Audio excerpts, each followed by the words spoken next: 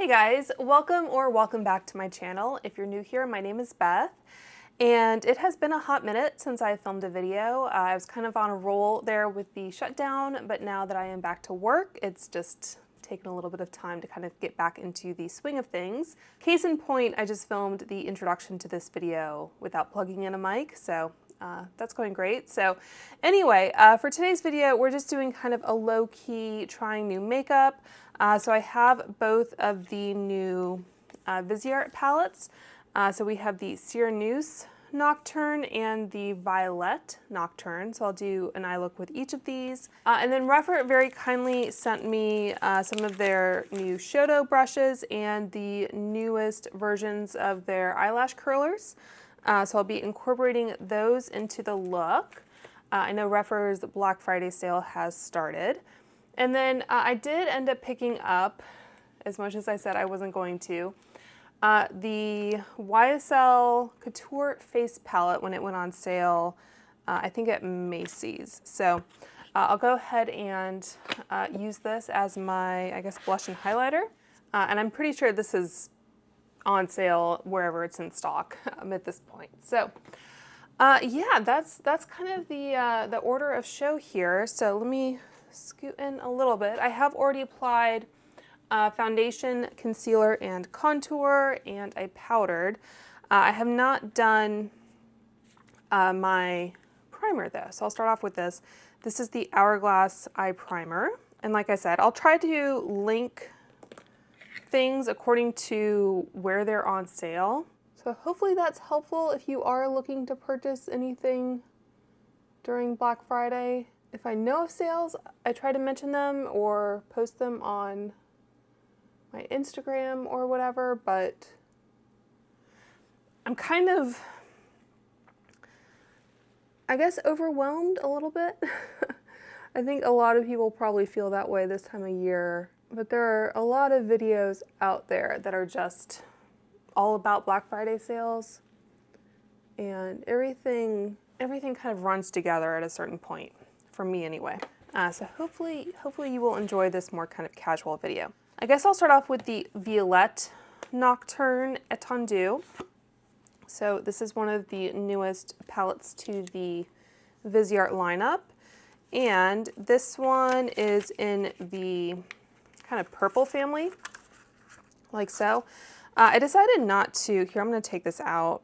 All right, so I just took out the pan, which is nice for using it on camera. Yeah, I decided not to film swatches because in part it's just such a hassle trying to figure out how to pronounce all these names. And I don't know whether that would be super helpful because I know they do post swatches on their social media accounts. So let me know if you would like to see that. But I'll just quickly show you. They released the original Violette, and this one is available in this newer style of packaging. Mine is in the older style. So they have kind of re-released this one, and this is one of the ones that is on sale. I want to say it's $20 or $30. The new Nocturne palettes are $44. This one is $26.40. So I'll show you what this one looks like next to the, it's very hard to do this. All right, so that's what they look like side by side. And then the Violette Vespertine is the other one in this family. I do have a pretty extensive Viseart collection, so if you wanted any side-by-side comparisons or whatever, then let me know. So this one, the Violette Vespertine, is currently out of stock. I don't know if it's a palette that they will bring back, but I think in a lot of ways the Violette Nocturne is kind of more of the same from Viseart. Like there are definitely some different shades, but as far as color families, this is definitely kind of a realm they have explored quite thoroughly at this point. And just to note, you do only get 3 shimmers or metallics, so depending on how many matte Viseart shades you already have in your collection and how important it is to you to have a lot of different variety in terms of your metallics and shimmers, this may or may not be kind of the ideal palette for you. All right, so I'll tell you the inspiration for this because I do appreciate the copy that Viseart gives us. So it says, a Violette legacy reborn in nocturnal midnight bloom. Inspired by Paris on the cusp of winter, Violette Nocturne étendue summons moon-kissed plums, noir-stained mulberries, and silken mauves. The last leaves fall. The sky smudges into violet hues. Smoke, shadow, and myth unfurl in every shade. That is the inspiration for that palette. So to start my eye look here, and we did apply the primer, but I did not set it. If I do have a shadow like probably this cream one or that pink one, either one would work in this case probably. I do often skip setting, so I'm gonna go in with that light pink shade on my Sigma Large Fluff E50 and just take that all over the lid. So I'm kind of going to do kind of a pink and green setup because the other palette does have those olive green shades, which I'll talk about in more depth. So it's a little wicked coated here. And yeah, I kind of feel like I'm a little spoiled for choice. I'm gonna go into that shade right there on, oh, I almost went in with the wrong brush. All right, so let's talk about these Rephr brushes before I start the rest of the eye look. So I know we have one cheek brush. This is the Shodo 5, so I'll play with this when we get to the blush. And I haven't washed these. I kind of wanted to show you how they look as they come. I think, you know, this is a decent enough packaging. A lot of times brushes will just come in like a plastic sleeve like this, even from like Sonia G and that kind of thing. And it does say it's the Holiday 2025 collection made in Kumano, Japan. There's a little QR code and it says designed in collaboration with over 100,000 people. So again, I'll talk a little bit more about that brush later on. But this I think is a really cute little set here. It has that little ribbon made in Japan. So I think this would be a really great stocking stuffer if you know anyone who is interested in brushes. Okay, so I think this is the Shodo Eye Set. It retails for, it's in the concept store, which is where they put products out for feedback and that kind of thing. So they're $39. So I think that's quite a good deal for 3, I think, natural hair or at least Japanese brushes. It doesn't say. But what they do say, it says these eye brushes lay down and blend shadow like no other due to its unique, messy hair construction. You just have to try it and see for yourself. Handcrafted by artisans in Japan using a new brush making technique that's adapted from Japanese calligraphy, these brushes are first of its kind and we're really excited for you to try them. Okay, so this little thing comes off. This, I think I have to cut to slide out. And I know some people have maybe an extra 10% off code that you can stack with the discounts. I do not have one, but I'll be honest with you guys. It does help me out a lot when you click on links, even if you don't actually purchase anything, because retailers do track like the volume of clicks and that kind of thing. So even if you're just curious and want to take a look, I would very much appreciate it. So they just come in this little box like so with the tissue. And like I said, most brushes do just come in like plastic like this. So we have 3 brushes. One is kind of shaped like, this is the Shodo 00. It's shaped a little bit like a MAC 217. Do you remember when that was kind of like the default brush that people always used? I feel like Rephr has a brush like this in their permanent line. I'll have to like dig through my brushes in a minute, but yeah, you can see how it's a little bit kind of feathered at the edges. And this one is a Shodo number 3. So this one looks like it might be a good crease brush. Really kind of getting in there. So that's the Shodo number 3. And then the last one, it looks like, is kind of a smaller version of that. So to kind of pack in color into the crease, I think that'll be really nice. So those are the 3 brushes. So you see this one has that pinch ferrule, so it has one flat side. These are, I think, both rounded. All right, so let me dip into that mauve shade with the Shodo number 3. And a brush like this, I think, it will cause some kick up, so just be careful as you're going in. I'm kind of like tapping it on the back of my hand. Okay, so let's take this into the crease.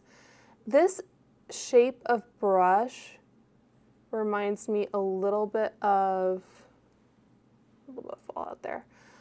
A little bit of the like duo fiber brushes I really used to like. Like there was a MAC one.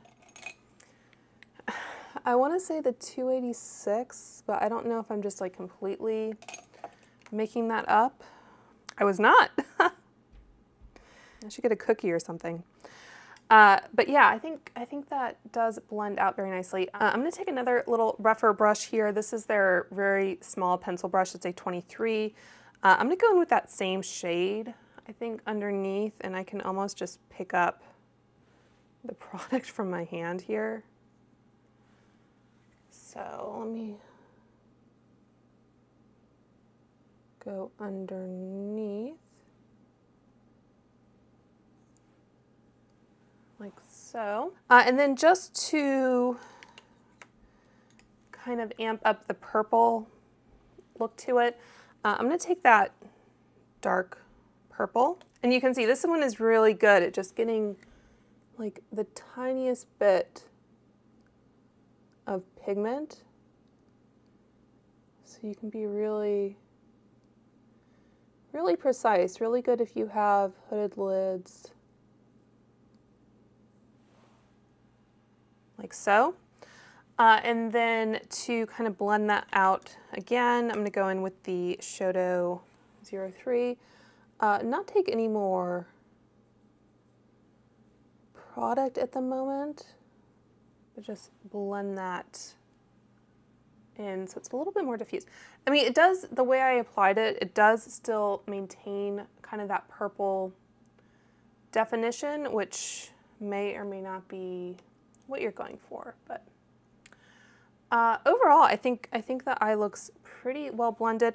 I'm going to take this brush now, which, as I said, was kind of the MAC 217. So this is what people always used to use, kind of for this purpose. So you can just do kind of windshield wiper motions. You can do little circles. So I think I'm going to leave that there for the shimmers. And if you've watched any of my previous videos, you will probably know that the Rephr 28 is one of my all-time favorite brushes that I pretty much use exclusively for shimmers. I don't have any clean ones at the moment, so I'm using my Sigma Switch here. I should maybe stock up on some additional backups, so I have clean ones, but I really just need to wash my brushes.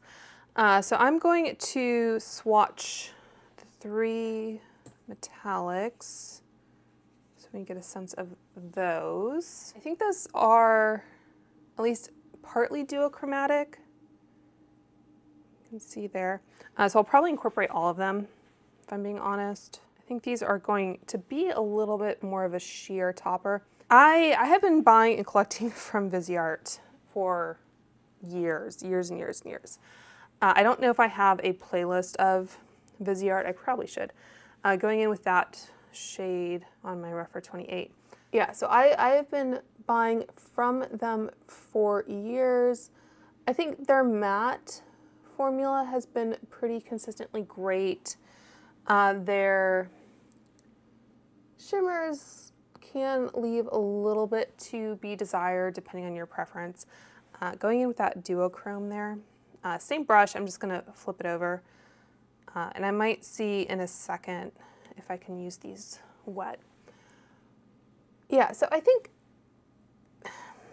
they've experimented with some different formulas maybe over the years.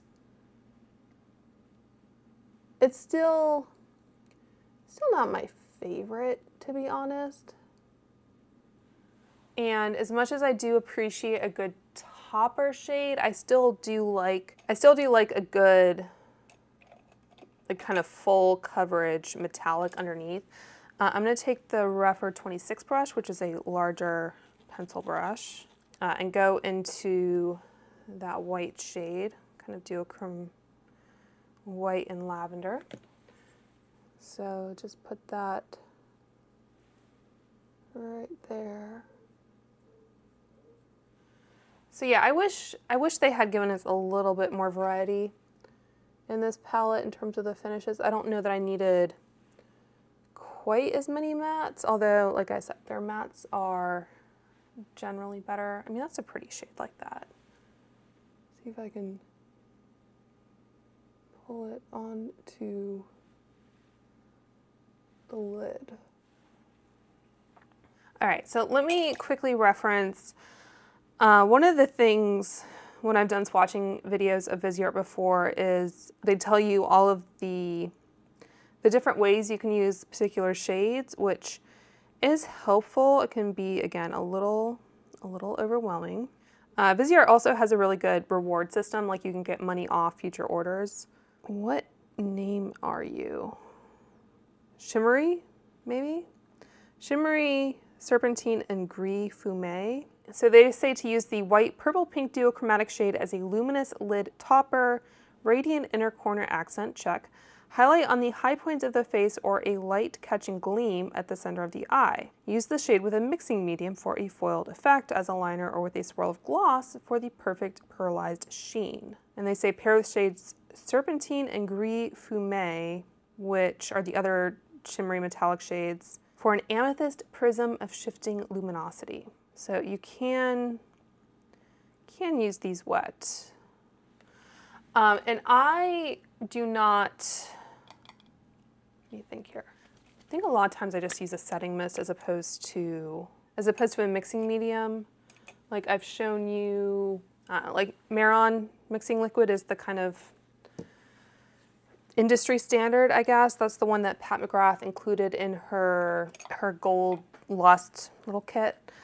All right, so I'm gonna take another brush and clean it off. So I'm going to use the One Size Powder Melt as a way to dampen my brush. And I'm just going to go over what I just did. So same kind of sequence. And yeah, that does definitely help build up some intensity. And trying to get a little bit more. I saw Alicia Archer just uploaded a video with these, and she has a darker skin tone than I do, so if you want to see how these look on a darker skin tone, you can check her video out. I'm just going to use my finger for this kind of topper. I think for me, for a topper shade,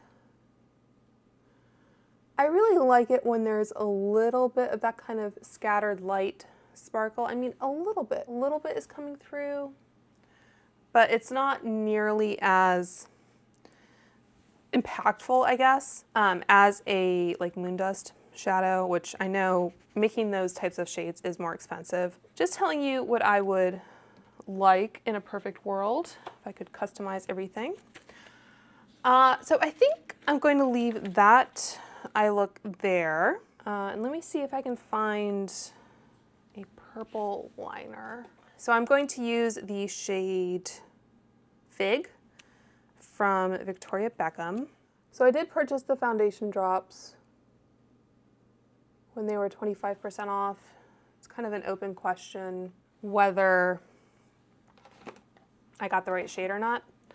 I think I bought the shade, I want to say it's shade 1, which is actually the second lightest. I think there's a shade 0. Okay. Ooh, that got super pointy. This is the Glossier Sharpener. wasn't necessary. But speaking of Glossier and liner, I saw that, I think Annie Kriegbaum is her name. She had a podcast with one of the co-founders of Necessaire, whose name I'm blanking on, but it was called Eyewitness Beauty. They still post an episode from time to time, but I think they both have kind of other things going on.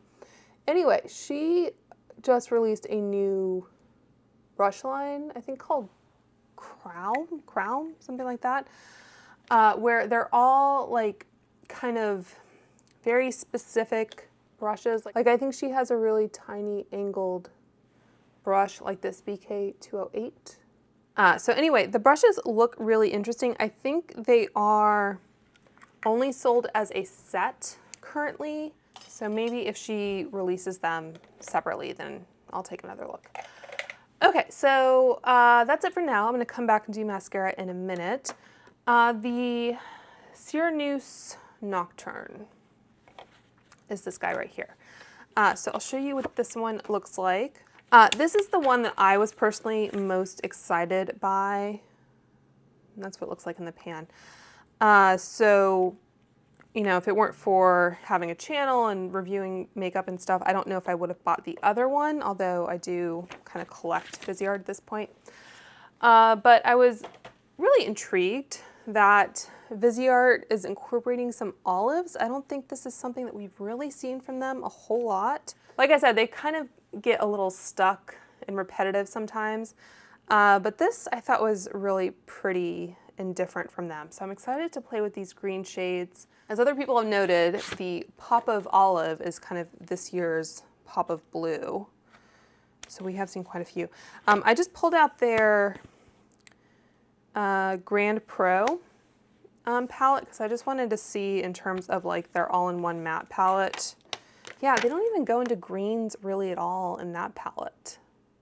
Like there's a lot of kind of neutrally beige colors. So that's food for thought. I know we've gotten like some kind of pastel shades.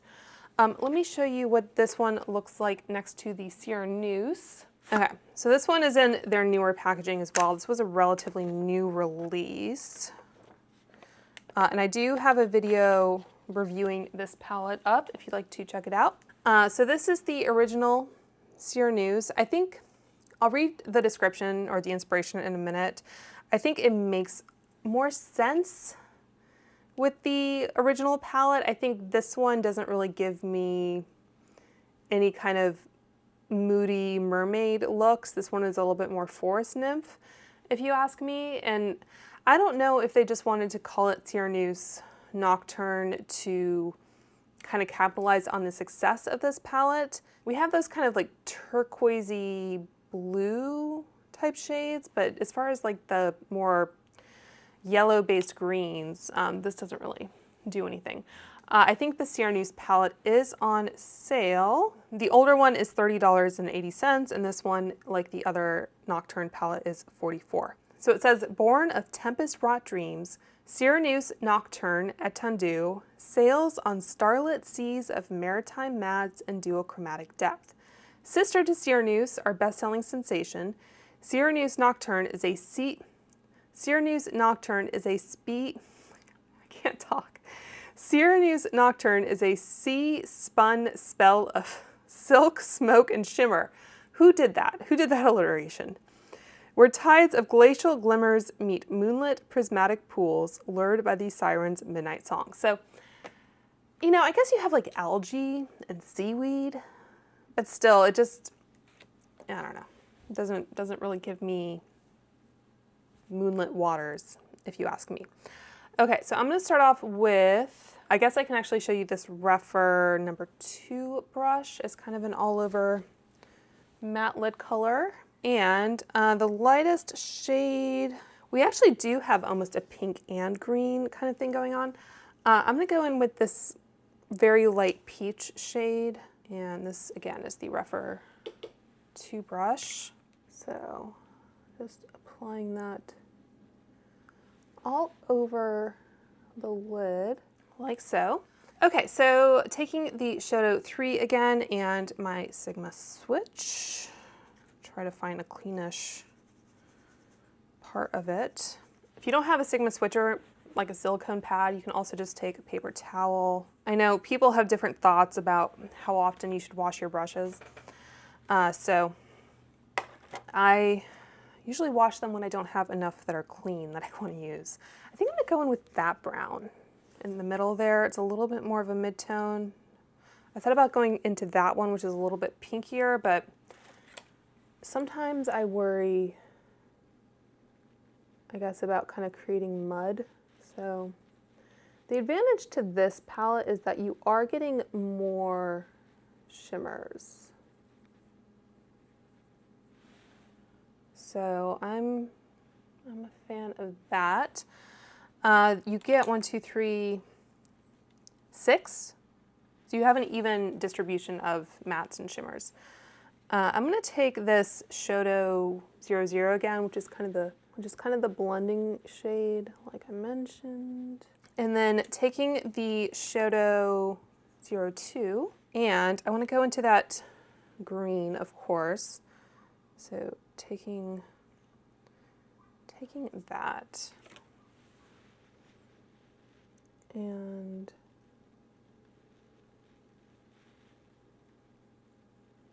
I think I could perhaps go in a tiny bit stronger. So taking the Shodo 03, sometimes in that same olive shade, sometimes I just like to kind of go in. And once you do wash these, they will kind of like fluff out a bit. They get really kind of compact. Really, you should wash your brushes before you use them. But so I think I'm going to maybe take that first beige kind of shade again on the Shodo 03. That really kicks up. And just make sure everything is kind of nice and blended. I will say Viseart shadows are really nice for kind of everyday makeup looks. Like you don't have to worry too much about whether the mattes are going to blend out or the shimmers being too glittery. Maybe a good work palette for you. All right, so taking my Rephr 28, which I just cleaned off, and I want to start off with that darker shade. Let me go ahead and swatch these 3 for you. So that's what we're dealing with in terms of the kind of green shades in this palette. And it looks like these do have a little bit more substance to them. So taking a dry brush and going into that shade. So just pick that up, and again, if you feel like you get too much, just lightly tap it on your hand. I don't feel like Viseart is a brand where I feel like I should do my eyes first necessarily, but if you are going in with a little bit more of a smokier look or a little bit more color, then you might consider it. Okay, so again, just cleaning off this brush. I think I want to take that gold shade next and start that kind of in the center and towards the inner corner. Kind of has like a fool's gold look to it. And then same brush still, taking the lightest green shade. I might even use some of that pink. So I think that's pretty. Taking a little bit more, kind of building it up. Yeah, so I think that's very pretty, very kind of party suitable. So taking my little Rephr 23 brush again, I don't think I did anything underneath the lash line. I'm gonna take that peachy shade again. Could probably even go in with a little bit more depth, maybe I'll take some of that green on like the very outer edge.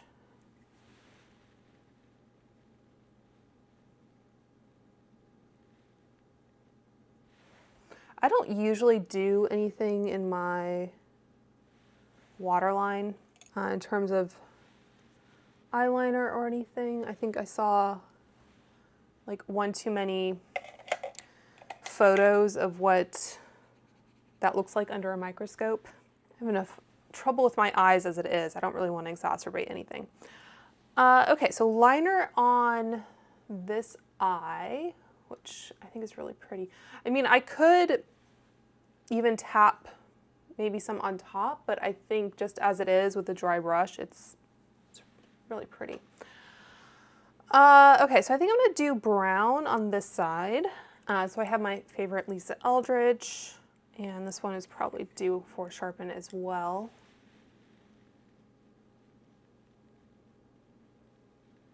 But the way I kind of smudge out my liner, it's not really essential.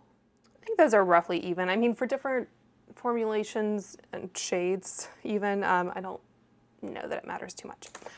Okay, so let's talk about these eyelash curlers. So I do have several eyelash curlers from them already. One thing they did do that was really smart, so they have multiple shapes. So depending on your eye shape and how deeply set your eyes are, you may find one shape to be better than the other. So this is my existing 20R, which is what works best for me. I think 18R, yeah, I think 18R is the other one. And I'll tell you a little bit more about those in a minute. But for eyes that aren't like super deep set, I find that this shape, this variation works better for me because it's a little bit flatter. The other one I think is a little bit more rounded. So anyway, so this is my existing 20R, which I can tell because it's dirty. And what do they say about these? They say that their lash curler comes in 2 curvature options because we believe that a better fit gives you the best curl, and there's just no way that one size can fit all. So yeah, 18R is narrow and round, and 20R is wide and flat. So I am wide and flat. All right, so let me compare. I'll show you the new 20R. And let me tell you, I think they said on the website, okay, so version 3, new improvements. New durable coating that is more resistant to chipping. And they say there's also a new low price because they found a manufacturing partner that makes a better curler at a lower price. So now they're 20 as opposed to 28. And they're even less expensive in the concept store. It looks like they are 17, I think, for each one. Okay, so let's pull this one out. And you do also get a good amount of like replacement pads as well, so you don't have to worry about that. I don't find that I have to replace mine that often, and I use a lash curler every time I curl my lashes. Okay, so it looks like the older one they had, this will focus for me.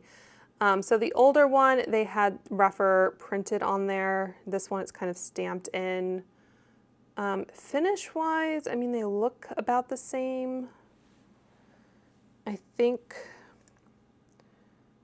they're the same shape. So that's the only main difference that I'm seeing. Let me pull out 18R, which is the narrower one. And same deal, you get extra pads. Okay, so this is the important thing. So 18R is going to be on the bottom. If I can hold both of these. So hopefully you can see the top one is wider and flatter. There's a little bit more of a curvature to the bottom one. I mean, it's not super extreme, but I think it definitely makes a difference. And again, this one is 18R, this one is 20R, yeah. So if you've ever pinched your eyelid with like a drugstore lash curler, then you will appreciate the difference. Okay, so I'm going to use 20R, and of course my Holy Grail mascara, which I just bought 4 of, I think, from Ulta because they are half off. They are 14 down from 28. So I basically, okay, this one has a good amount of, like, resistance, is that the right word? Like, it feels sturdy.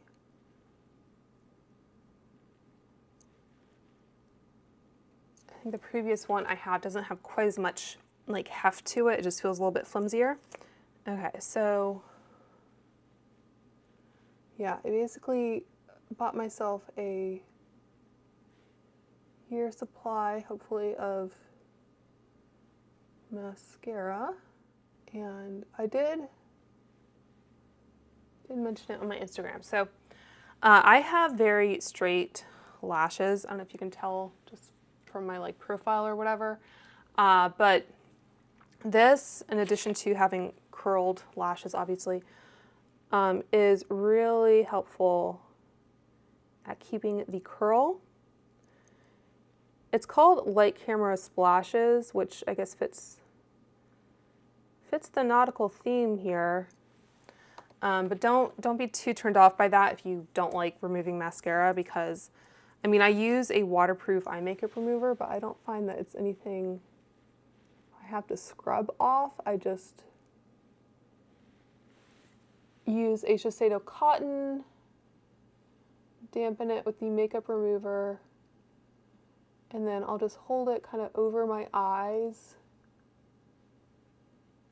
Like, I'll use my finger to make sure that's kind of making contact with my lash line, and then I'll just hold that there for a few seconds, and then pretty much all comes off. That was how Lisa Eldridge said she did it many years ago.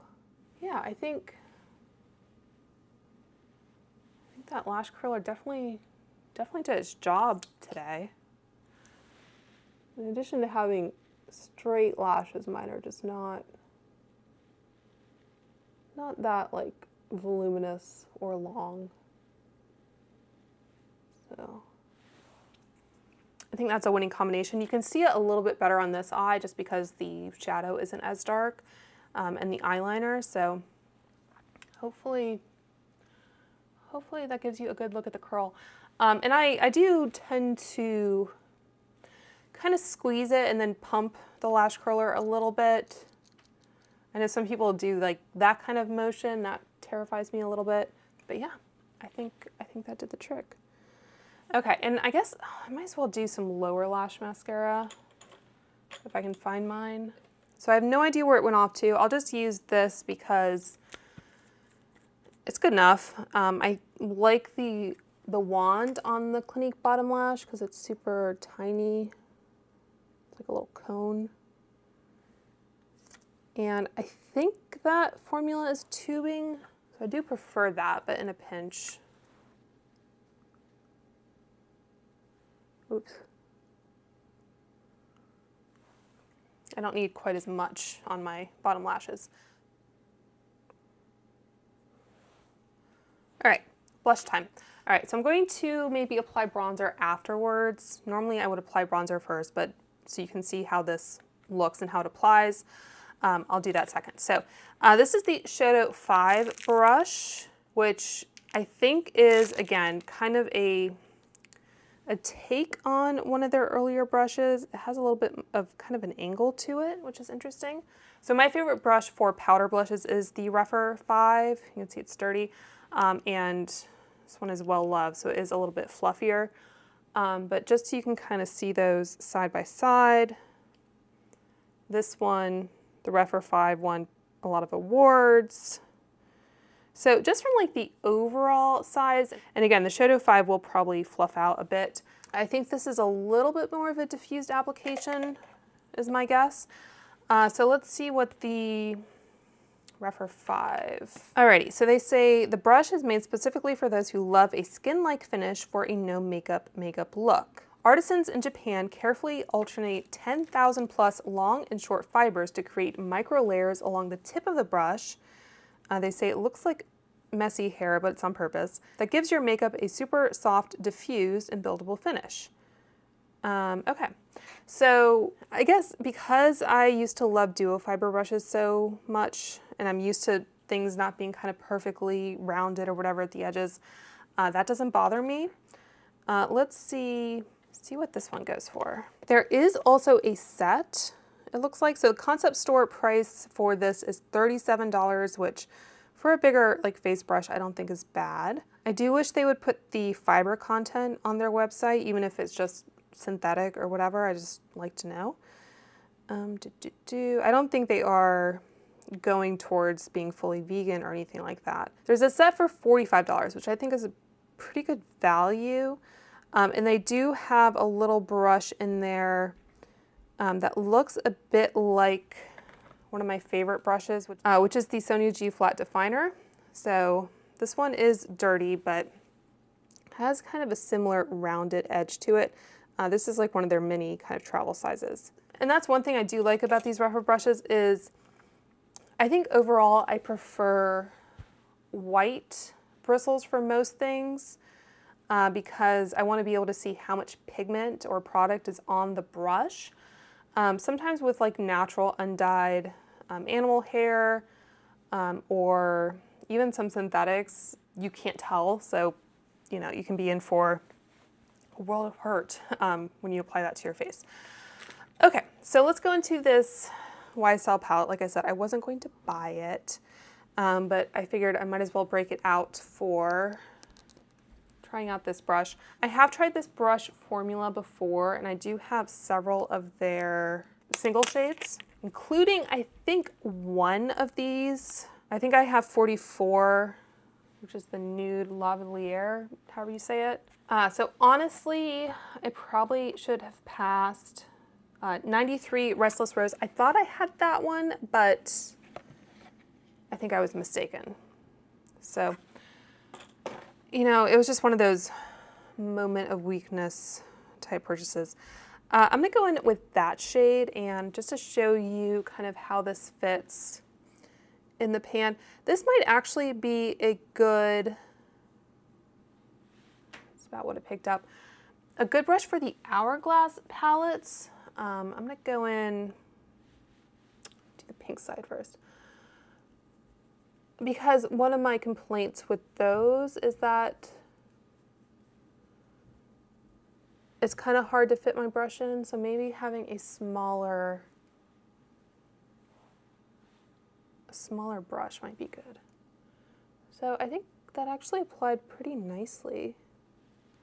And I'm just using mostly tapping motions here. And then maybe just lightly blend. I don't want to like disrupt the foundation. So I did swatch this in store before I bought it. And one of my reservations was that like I wasn't sure the highlighter shades would work. I guess I'll use that kind of pinky shade, almost like a blush topper. I mean, it is pretty sparkly. There's not a whole lot of base pigment. The darkest one I don't think is really going to do much good on my skin tone. So let me again, wipe off my brush here. And I wonder if I just kind of take the tip because it's kind of at this angle. And if I go into like this highlighty shade, see how that picks up, and then just a little bit of a blush topper, but kind of focusing more on the tops of the cheekbone. I think that's actually pretty. Surprised me a little bit, actually. So why do I always have this one part of my nose that doesn't like to take any product? That might be a little bit better. This is a really good brush for getting into the crevices. This is the BKA 506. Alrighty, so let's go back to the blush shades. And I do want to try, I might try that. It's a little bit more kind of corally maybe, but Might as well. Yeah, the way they kind of set this up, it's almost like, I mean, the Diva shades are at the bottom. So I think maybe they should have given us 2 quads. I think that probably would have made more sense than having the 6-pan. That's also very pretty. It doesn't look as coral peachy on my skin. I think that's sometimes something we forget about blush, is that your undertones and your skin tone are going to change how it looks. Okay, I think that's pretty. And then taking that white highlighter, I did also buy the YSL, was it Libertine Light highlighter?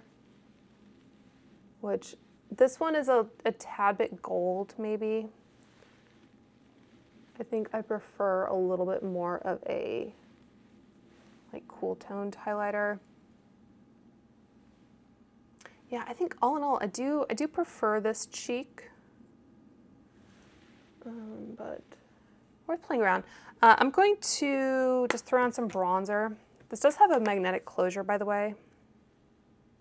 Very satisfying. Okay, so taking a IT Cosmetics for Ulta. This is their number 150. And my favorite bronzer of the moment is the Hourglass Diffused Bronze Light.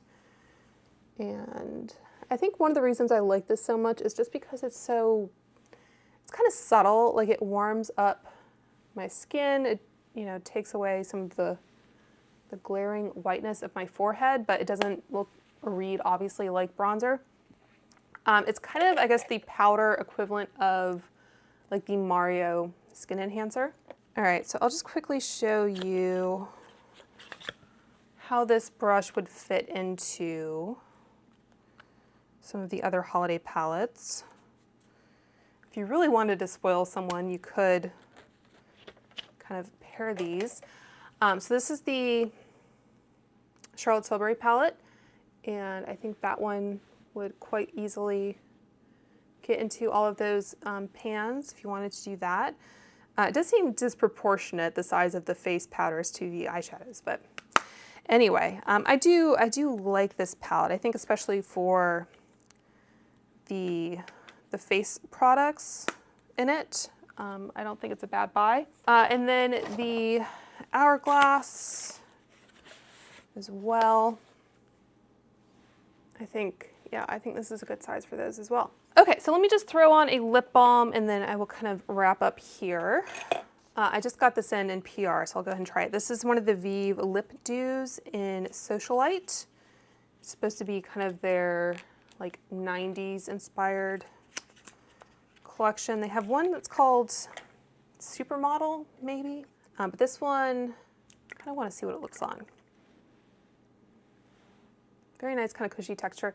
I think it definitely goes with the green side more than the pink. But anyway, so I think that's it for this video. If you couldn't tell already, I do prefer the Sireneuse Nocturne over the Violette Nocturne. I think it's just a little bit more interesting. I think the formulas are more satisfying.